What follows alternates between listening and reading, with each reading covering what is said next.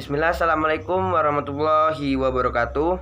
Nama saya Saif Amar Hanifah, NPM 2001021016.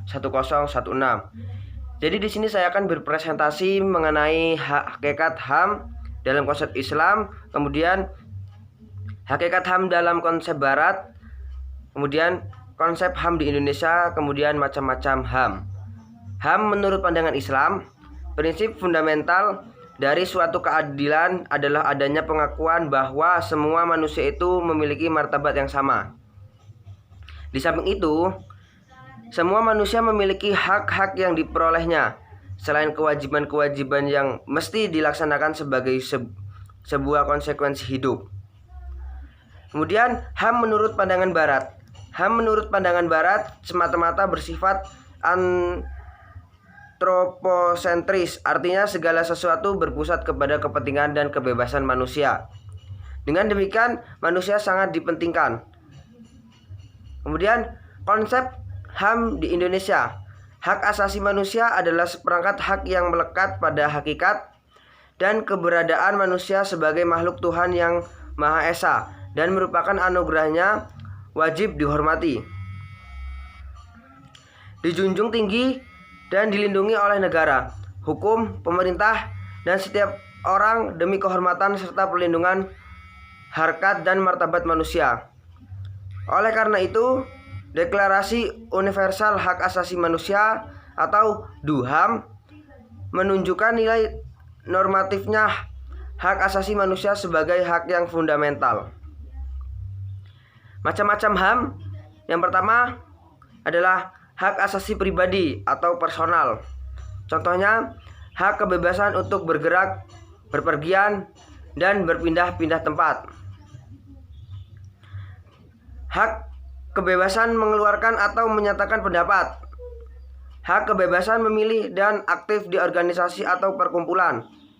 Hak kebebasan untuk memilih, memeluk, dan menjalankan agama dan kepercayaan yang diyakini masing-masing.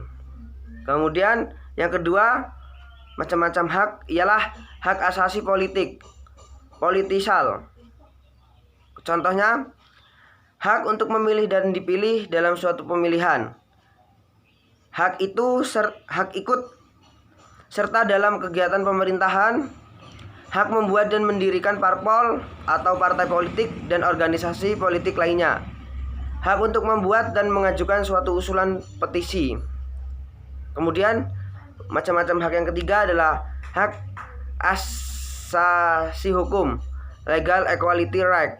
Contohnya, hak mendapatkan perlakuan yang sama dalam hukum dan pemerintahan, hak untuk menjadi pegawai negeri sipil atau PNS, hak mendapatkan layanan dan perlindungan hukum. Macam-macam hak yang keempat ialah hak asasi ekonomi, property rights. Contohnya, hak kebebasan melakukan kegiatan jual beli, hak kebebasan mengadakan perjanjian kontrak, hak kebebasan menyelenggarakan sewa menyewa atau hutang piutang, dan lain-lain. Hak kebebasan untuk memiliki sesuatu, hak memiliki dan mendapatkan pekerjaan yang layak. Kemudian macam-macam hak yang kelima yaitu hak asasi peradilan atau procedural rights.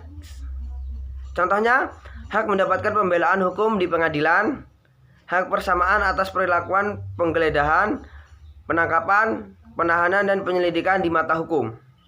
Kemudian macam-macam hak yang terakhir ialah hak asasi sosial budaya, social culture right. Contohnya, hak menentukan, memilih dan mendapatkan pendidikan, hak mendapatkan pengajaran, hak untuk mengembangkan budaya yang sesuai dengan bakat dan minat.